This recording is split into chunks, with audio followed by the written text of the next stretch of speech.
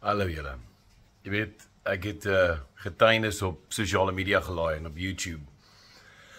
En ek werk nou nog deur die boodskappe van die eina in die wêreld. Mense wat kinders verloor het, liefde verloor het, selfs die Here verloor het. Wat beteken 'n baie groot eina is. En ek wil net 'n boodskap los by julle vanaand. En ek wil hê julle moet dit in julle koppe kry. Dat baie keer voel dit vir ons dat ons pad met liewe Jesus is te groot vir ons om te hanteer. It's too much. We want to handle it. It must be smaller. Dit moet manageable wees, moet dit maklik kan doen. En ongelukkig werk dit nie so nie. Jy kan gaan kyk na Samson en Delilah.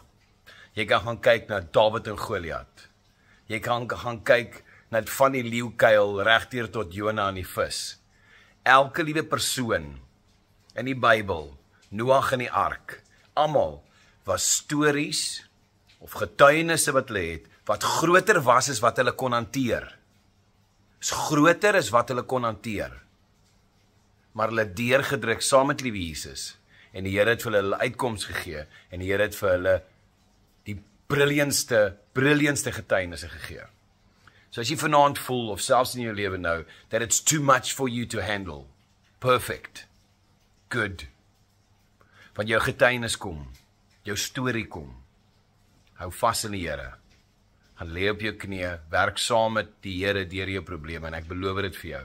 Jy gaan 'n amazing getuienis hê om te deel met baie mense. Lief vir julle, waardeer elkeen van julle en ek bid vir julle. Lekker aan.